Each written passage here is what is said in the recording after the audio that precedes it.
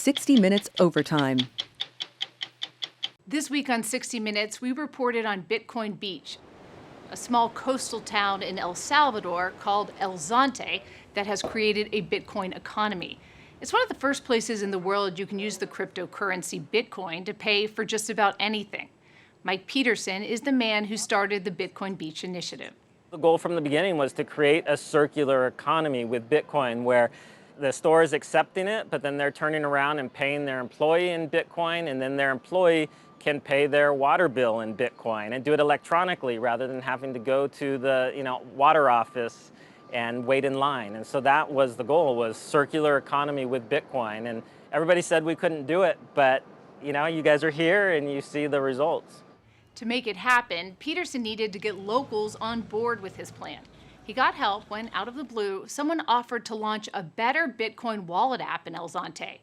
Chris Hunter is a tech entrepreneur who saw an opportunity to deliver a faster and cheaper way to transact with Bitcoin using the new Lightning Network. Before connecting with Mike Peterson and Bitcoin Beach, he'd shopped his idea to venture capitalists who told him he was 5 years ahead of his time. They acknowledged that the technology existed, but they thought it was simply academic or not usable for people in the real world in the year 2020. So how did you get here? After we got rejected from literally every venture capitalist that we approached in summer of 2020, we had read about Mike Peterson in Forbes. We had heard him speak on a podcast. So we cold called him. He had no idea we existed. And we said, hey, let us build for you pro bono some custom tech to support this community initiative that you're trying to get going to support or create a circular Bitcoin economy. What was the problem you were solving here with the way Bitcoin was being used at the point you came here?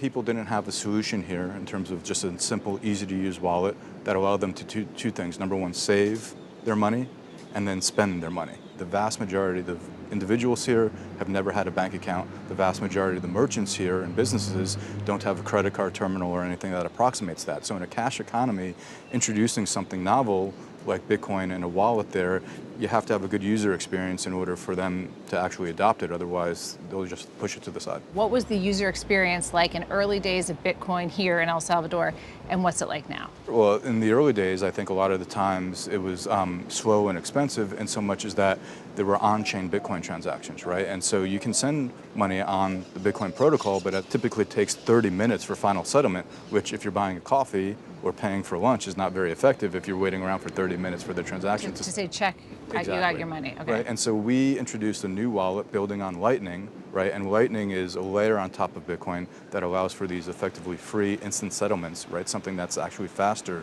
than a credit card transaction, right? And that's the essence of the technology behind the wallet that we brought to El Zonte. Chris Hunter's Bitcoin Beach wallet is the most popular way to use Bitcoin in El Zonte. The experience of using it feels similar to Venmo or Apple Pay. Even though you're paying with Bitcoin, the wallet shows you the value of the transaction in whatever currency you're used to, so you know exactly how much you're spending. It also includes a map that shows users which vendors accept Bitcoin. It all feels very high-tech for a beach town with no paved roads. But Chris Hunter and Mike Peterson are betting that if it works here, it may be a sign of things to come everywhere else. This is a postcard from the future to show the world that Bitcoin is money and everyday people can use it as such. They're using this advanced money and an advanced wallet that's more advanced than many of us are using in the US.